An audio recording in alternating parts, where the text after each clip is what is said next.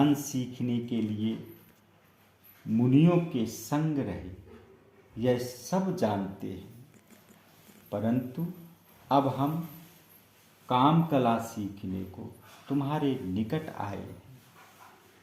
तब सिद्धि बोली, हे भरत जी सुनो, तुम ऐसी बात मत कहो, तुम्हारी गिनती तो साधुओं में है, तुम संसार की बातें क्या जानो। भरत जी बोले, तुम सच कहती हो, हम तो पराये कार्य करने वाले साधु हैं, इसलिए हे कामनी ऐसी सेवा करो जिससे कि हम राजी हों। तुम्हारे घर में अपूर्व योगी आए हैं, यह अपने मन में जान लीजिए। अपने अधरामृत रूपी रस का भोजन देखकर अतिथियों का पूजन कीजिए। एक सखी बोली, सब मिलकर इनकी एक बड़ाई सुनो। ये मुनि के यज्ञ की रक्षा करने गए थे। हमने ऐसी खबर पाई है कि वहाँ इनको सुंदर देखकर ताड़का नामक स्त्री कामोन्नत होकर आई। सो लाल जी से जब कुछ करतूत न हो सकी तो खिसियाकर उसे मार डाला। शत्रुघ्न बोले, हे भामिन सुनो, वृथा दोष मत दो। यदि उनसे करतूत न हुई हो तो हमारी परीक्षा आप ले लीजिए।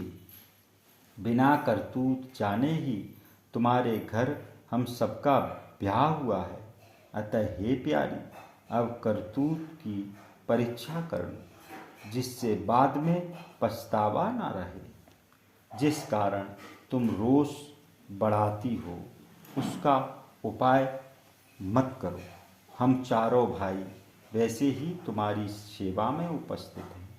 शत्रुघ्न की वाणी सुनकर कोई सुकुमारी बोली, हे लाल जी इतनी चतुराई कहाँ से पाई है, सो विचार कर कहो।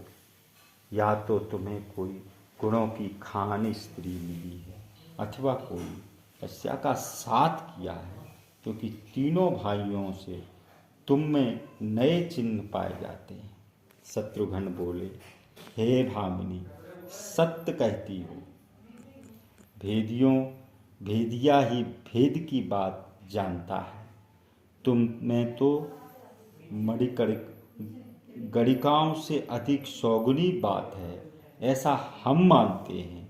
हे लाडली हमारे तुम्हारे चिन्ह एक ही भांति के दिखते हैं, इसलिए हे सखी हमारी तुम्हारी सगाई अवश्य होनी चाहिए। श्री शत्रुघ्न जी की यह नई युक्ति की बात सुनकर सिद्धि बोली, हे रसिकाएं आनंदकन विहारणशील रघुनंदन सुनो।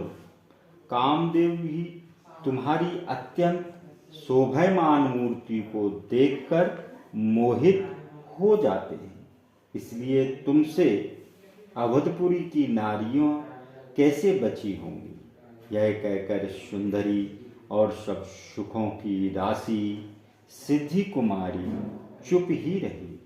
तब उसका हाथ पकड़कर श्री रघुनंदन को कोमल वचन बोले, विधाता ने जगत की जैसी मर्यादा बांध दी है, उसी के अनुसार राजा, रंग, यति, सती आदि सभी व्यवहार करते हैं। अनुचित उचित विचार कर लोग वहाँ वैसा ही भाव रखते हैं। तुम तो अपने समान सब में रस का चाव समझती हो। यह सुनकर भरत जी, लक्ष्मण जी और शत्रुघ्न जी सभी ताली बजाकर हंसे और सिद्धि आदि जो राजकुमारियां थीं वे भी अत्यंत सुखी हुई। फिर रामचंद्र जी बोले, तुम सब प्रेम की मूर्ति हो। तुम्हारी सूरत पर बलिहारी सिद्धि और तुम सब राजकुमारी मुझे प्राणों से भी अधिक प्यारी। हे प्यारी, तुम्हारे मन में जो अभिलाषा है सो सब मैं आज पूरी करूँगा। हे लाडली, लोक की लाज बचाकर मैं तुमसे अलग नहीं हूँगा, अर्थात लोक लाज तो बचानी ही पड़ेगी।